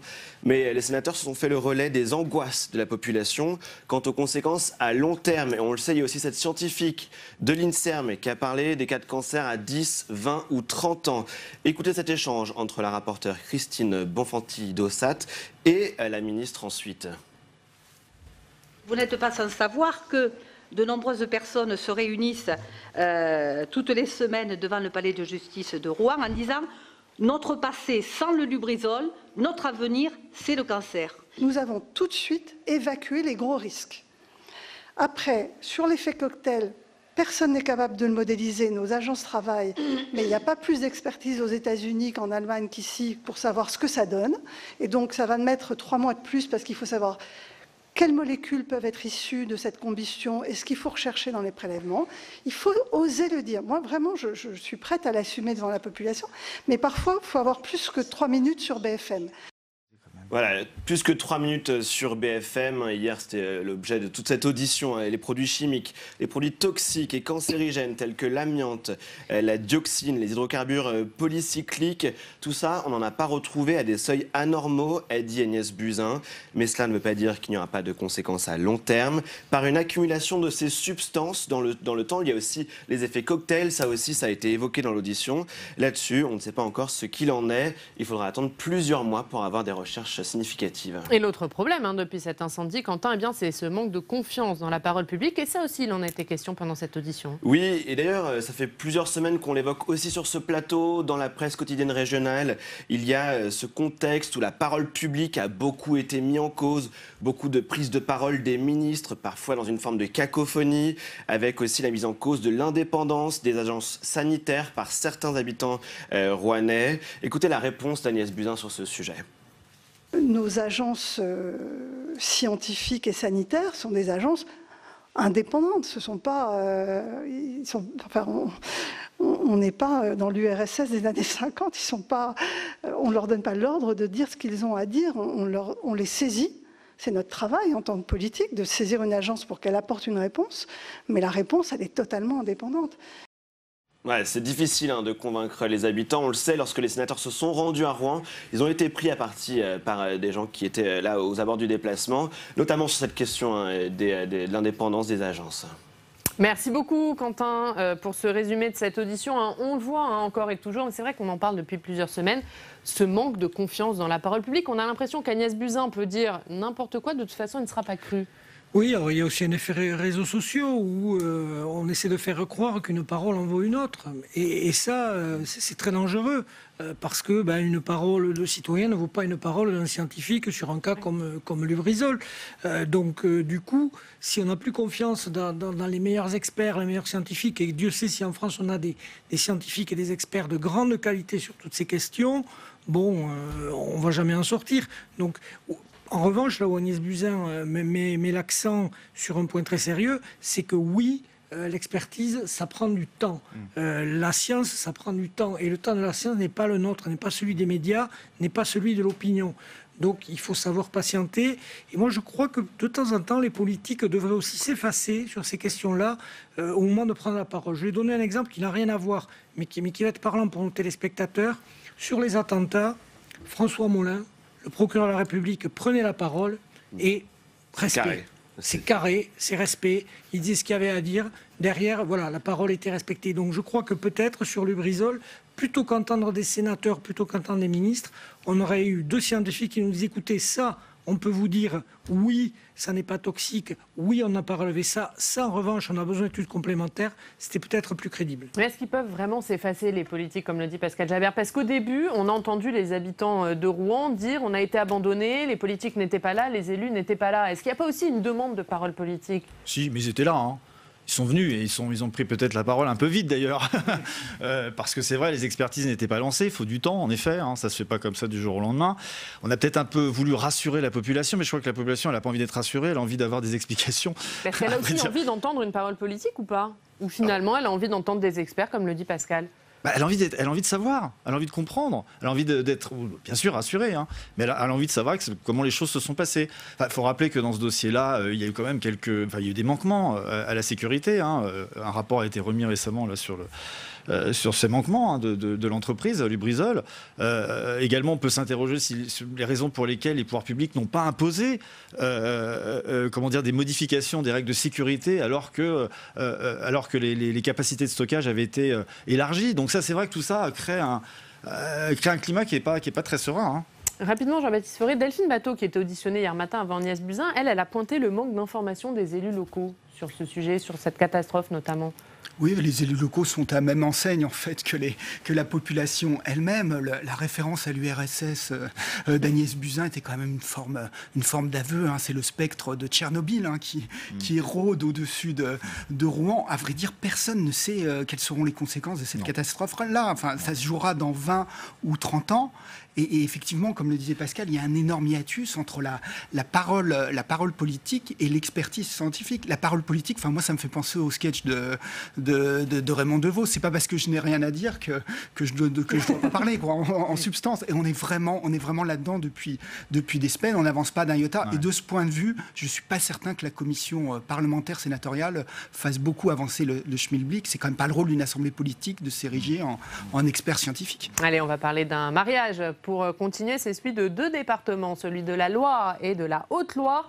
Les 2 présidents qui ont entamé un processus de coopération. On va en parler avec le président de la Loire, puisque nous sommes en direct de Saint-Étienne grâce à nos partenaires de TL7. Bonjour Georges Ziegler, vous êtes donc le président du département de la Loire. Merci d'être avec nous ce matin. Tout d'abord, pourquoi ce rapprochement avec vos voisins de la Haute-Loire ? Écoutez, le rapprochement, il est d'abord sentimental. Parce que vous savez que la Loire a eu un essor industriel très fort au niveau du fin 19e et début 20e. Et pour avoir de la main-d'œuvre, eh bien, on a fait venir les gens de la Haute-Loire à Saint-Étienne, dans la vallée de l'Ondaine et dans la vallée du Gier. Alors aujourd'hui, grâce aux voies de communication et à la mobilité qui est facilitée, eh bien, les gens de la Loire, pour certains, remontent en Haute-Loire pour retrouver leurs racines. Et c'est ainsi que Monistrol, sur Loire, par exemple, est devenue la 2e ville de la Haute-Loire grâce à l'apport des Ligériens. Et il reste beaucoup de choses que nous avons en commun. Et c'est grâce à ce socle de valeurs communes, des valeurs issues du bon sens terrien, eh bien, que nous avons pu nous rapprocher. C'est la première des choses. Et puis la deuxième, c'était que est-ce que vous pouvez nous expliquer, du Massif central. Est-ce que vous pouvez nous expliquer en quoi il consiste précisément ce rapprochement? Concrètement, qu'est-ce que ça veut dire? Alors ce rapprochement, c'est un échange de bonnes pratiques. C'est-à-dire qu'on a un nombre important de sujets sur lesquels on peut travailler. Ça va des pompiers, par exemple, les 2 SDIS. Les formations sont communes, on va acheter du matériel en commun. C'est aussi le tourisme, puisque nous avons des opérations à monter ensemble. Va aussi au niveau de l'attractivité du territoire avec les villages de caractère. Ça va aussi au niveau du logement social où nous espérons avoir une coopération particulièrement fructueuse. Et puis dans tout un tas de sujets qui se présentent et qui peuvent être générateurs de bonnes pratiques et d'économie. Alors Pascal Jalabert du groupe EBRA, une question pour vous, Georges Ziegler. Oui, alors pour rebondir sur ce que vous avez dit, quand on va à un match à Geoffroy Guichard, on voit des plaques d'immatriculation 43 un peu partout, et quand on se promène dans le Mézenc ou sur les plateaux altiligériens, qui est le département le plus haut de France, il faut le rappeler, on voit des plaques 42. Donc, tant qu'on y est, pourquoi on ne va pas jusqu'au bout? On dit, allez, on crée un département qu'on va baptiser Haute-Loire, il faudra trouver le nom. Pourquoi n'allez pas jusqu'au bout tant qu'on y est? Vous allez vite en besogne. Mais écoutez, je crois qu'il faut laisser le temps au temps. Il faut effectivement se dire que les départements, que les habitants de la Loire et de la Haute-Loire, ils ont besoin de se faire à l'idée qu'on peut travailler ensemble. Et puis, vous savez, pour le moment, vous avez parlé de mariage. Alors je vais vous dire, non, c'est pas un mariage, c'est même pas des fiançailles. Mais on se fréquente. On se fréquente et on apprend de plus en plus à s'apprécier. Et après, moi, je ne veux pas injurier l'avenir. On verra bien ce qui se passera. Mais pour le moment, qu'est-ce que ça change concrètement pour les habitants des deux départements? Est-ce que ça change quelque chose? Alors oui, il faut être sérieux. Les habitants des deux départements, mais pour ceux qui sont limitrophes. Parce que effectivement, on n'a pas la même proximité quand on est du côté de Roanne, où on est beaucoup plus tourné vers Lyon, que quand on se trouve à Firminy, où on est à proximité immédiate de la Haute-Loire. Par contre, il est évident que ce processus de travail en commun, de coopération, de concertation de proximité, on va le faire avec d'autres départements, en particulier avec le département du Rhône. D'ailleurs, c'est un symbole. Lorsque on a signé la convention de partenariat avec la présence de Dominique Bussereau, le président de l'ADF, il y avait Christophe Guillotot, mon ami le président du Rhône, qui était là et avec lequel on commence de travailler et pour trouver des pistes de convergence. D'ailleurs, c'est ce qu'on veut faire aussi avec le Puy-de-Dôme, avec l'Allier, même avec la Saône-et-Loire. Alors la Saône-et-Loire, c'est pas dans la belle région Aura, mais c'est des gens avec lesquels on a des motifs de travailler ensemble. En particulier, on veut, avec nos amis de la Saône-et-Loire, de l'Allier, de la Haute-Loire et même du Puy-de-Dôme, lancer un grand projet sur le circuit des sites clunisiens qui pourrait être, si vous voulez, une piste intéressante pour la promotion de notre tourisme. Georges Ziegler, Jean-Baptiste Forêt de la Gazette des Communes a une question pour vous sur la question de la métropole, Jean-Baptiste. Oui, bonjour Monsieur Ziegler. Je voudrais savoir comment vous trouvez votre place dans un paysage territorial chamboulé avec une métropole qui, dans la Loire, absorbe plus de la moitié de votre population. Oui, c'est 405 000 habitants sur un département qui fait un petit peu moins de 750 000 habitants. Mais je crois que la métropole de Saint-Étienne, elle doit absolument prendre en compte la responsabilité qui est la sienne. C'est-à-dire que c'est la métropole du département de la Loire, mais c'est aussi la métropole du département de la Haute-Loire.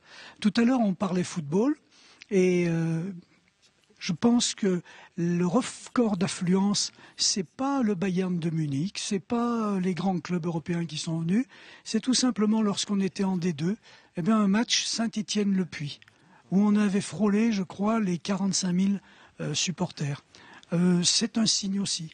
La métropole de Saint-Étienne, elle doit rayonner, elle doit attirer, elle a des fonctions de centralité évidentes au niveau des hôpitaux, au niveau de l'université, au niveau de tout un tas d'aspects extrêmement positifs pour le développement humain et économique, mais elle doit aussi pouvoir, avec son territoire, composer dans une réalité qui peut aller vers l'amélioration de la situation des habitants. Merci beaucoup, Georges Ziegler, d'avoir été en direct avec nous depuis Saint-Étienne. Vous êtes le président du département de la Loire. Et merci à nos partenaires de Telset d'avoir permis la réalisation de ce duplex. Sébastien Fournier, on le voit, finalement, c'est un beau mariage, même si M. Ziegler n'aime pas ce terme. Oui, c'est un beau mariage. Enfin, c'est effectivement un peu précoce, parler de mariage, mais C'est une question, je pense, qui va se poser de plus en plus aujourd'hui, parce que les départements, quand même, sont un petit peu en sursis, quoi. Enfin, pardonnez-moi de le dire de cette façon-là, mais c'est ce qu'on constate. Dans le grand feuilleton des réformes territoriales, les départements, quand même, ont été vidés de leur substance. Leurs pouvoirs ont diminué. D'ailleurs, le président de la République, Emmanuel Macron, voulait les faire disparaître en milieu urbain, c'est-à-dire ces fameuses fusions qu'il avait proposées entre les métropoles et les départements. Je dis bien donc en milieu urbain, et uniquement. Et puis, il y a eu la crise des Gilets jaunes. La crise des Gilets jaunes est passée par là. Le président de la République a reconnu leur utilité en milieu rural. Donc, ils sont encore là, ils sont présents. Mais ça ne veut pas dire que leur sort est réglé. Oui, je trouve que c'est plutôt malin. Loire plus Haute-Loire. Avant, quand il y avait l'Auvergne d'un côté et puis Rhône-Alpes de l'autre, la Loire et Saint-Étienne avaient la malchance d'être ni dans le Rhône ni dans les Alpes, tout en faisant partie de la région Rhône-Alpes. Là, aujourd'hui, Saint-Étienne, c'est un peu le milieu de la région, qui va du Cantal jusqu'à l'Haute-Savoie quand même. Et du coup, avec cette alliance avec la Haute-Loire, ça redonne de la force centrifuge à Saint-Étienne, qui est en effet la métropole des deux départements. Et puis, ça place cet ensemble au cœur de la grande région.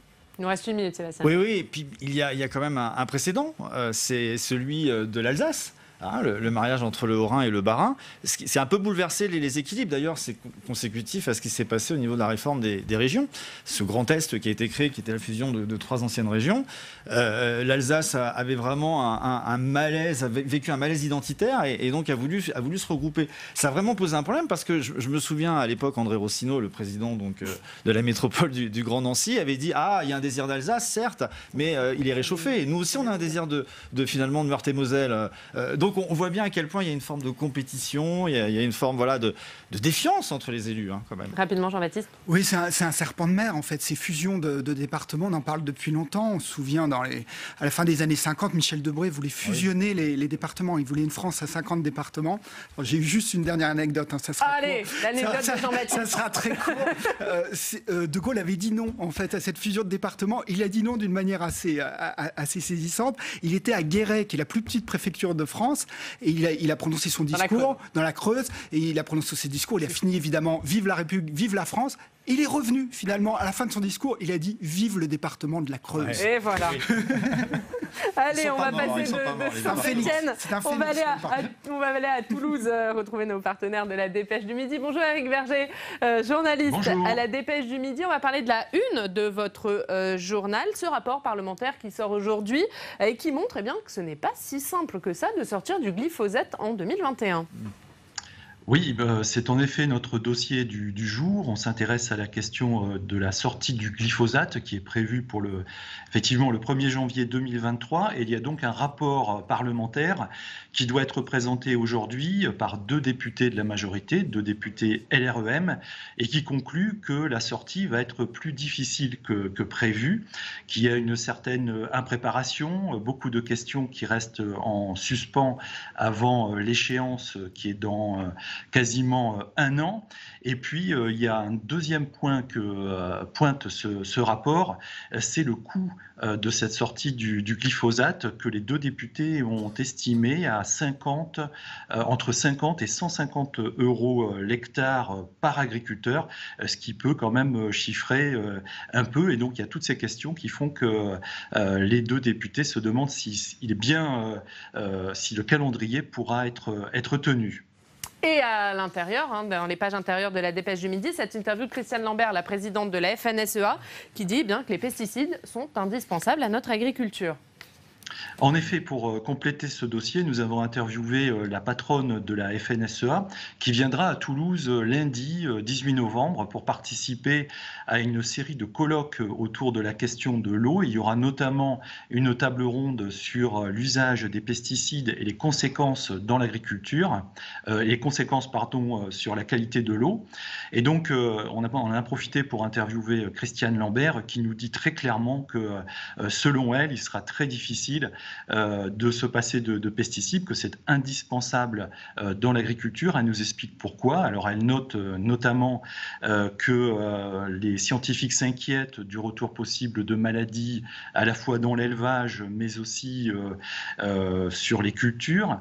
Et puis elle rappelle que certains pays dont on importe la production agricole ont des règles sanitaires beaucoup moins strictes que la France.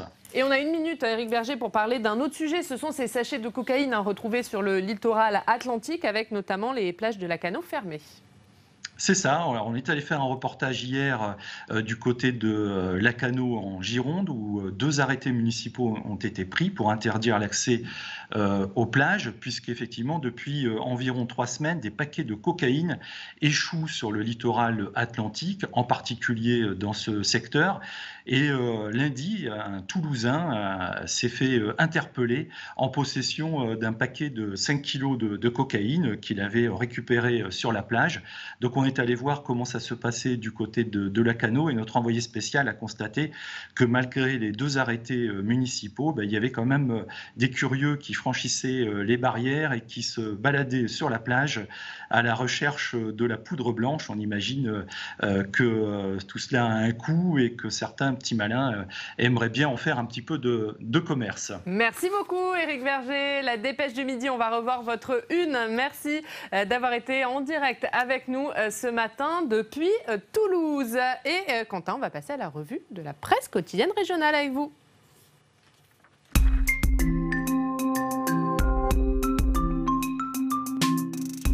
Et Quentin, on commence avec Paris-Normandie. Voilà, pas mal de sujets sérieux à la une de vos quotidiens régionaux aujourd'hui. On commence avec cette douleur à vif, cette prière qui s'affiche à la une de Paris-Normandie, 4 ans après les attentats de Paris. Un traumatisme à vif, dit même le titre dans les pages intérieures, avec les témoignages comme celui d'Alexis, rescapé du Bataclan, qui dit qu'il ne veut plus être perçu comme une victime. Je ne peux pas être la victime du Bataclan qu'on connaît.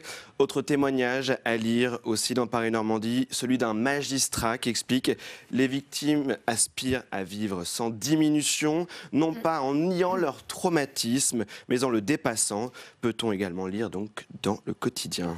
Et on continue avec la précarité des étudiants qui fait la une de l'Est républicain ce matin. Précarité, les étudiants aussi. L'Est républicain qui raconte le quotidien d'une jeune femme, Lola Verrier, vous allez la voir. Elle est ici. Effectivement, entre petits boulots, après les cours, hausse du coût de la vie. L'article donne le chiffre de 2,29% de hausse du coût de la vie étudiante. Double page qui revient aussi sur les conditions de logement dans les bâtiments du Crous, entre cafards et punaises de lit. On parle beaucoup de la précarité étudiante depuis effectivement les événements de Lyon. On espère une prise de conscience, dit la jeune femme qui est interrogée dans le journal. Et on termine avec le Midi Libre qui revient sur ce séisme. Voilà, vous voyez, beaucoup de sujets très légers aujourd'hui dans cette revue de presse. Effectivement, sous le choc, peut-on lire à la une du Midi Libre.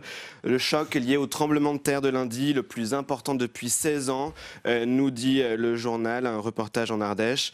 On peut lire cette phrase, une trentaine d'habitations complètement détruites et 200 touchées. Mardi dans les rues défigurées du Teil, la ville la plus impactée. Il était question d'état des lieux, de relogement, d'expertise et d'une angoisse, celle d'un risque de réplique. Merci beaucoup Quentin pour cette revue de presse. On va voir vos unes. Messieurs, Jean-Baptiste Forêt à la Gazette des communes, crèche et handicap, le défi de l'inclusion. Et puis on parlait des départements, Jean-Baptiste, et vous faites un dossier sur le modèle fiscal des départements avec cette réforme fiscale. Oui, modèle qui évidemment est en crise avec la réforme de la taxe d'habitation. Les départements sont en train de perdre la bataille du projet de loi de finances. Et c'est à lire dans la Gazette des communes. On va voir la une d'Objectif Métropole de France. On l'a beaucoup vu, on attend le prochain numéro. Voilà. Sébastien Fournier.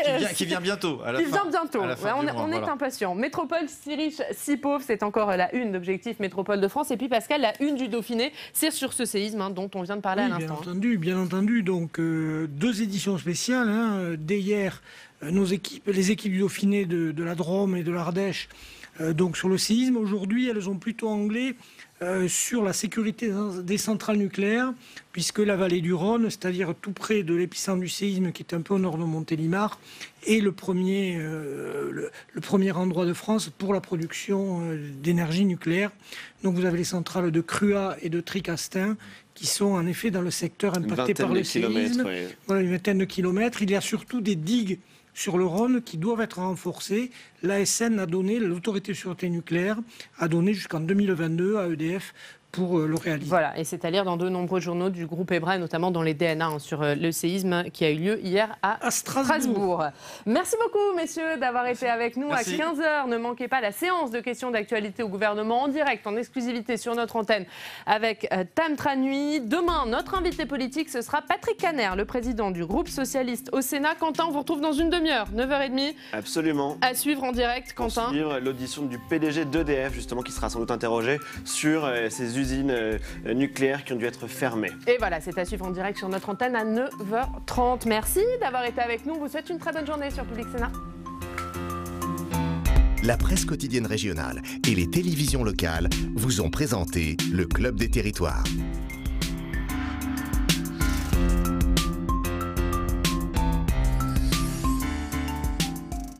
La Mutuelle nationale territoriale, la mutuelle des agents des services publics locaux, vous a présenté le Club des Territoires. Engie, acteur engagé dans la transition zéro carbone des régions, vous a présenté le Club des Territoires.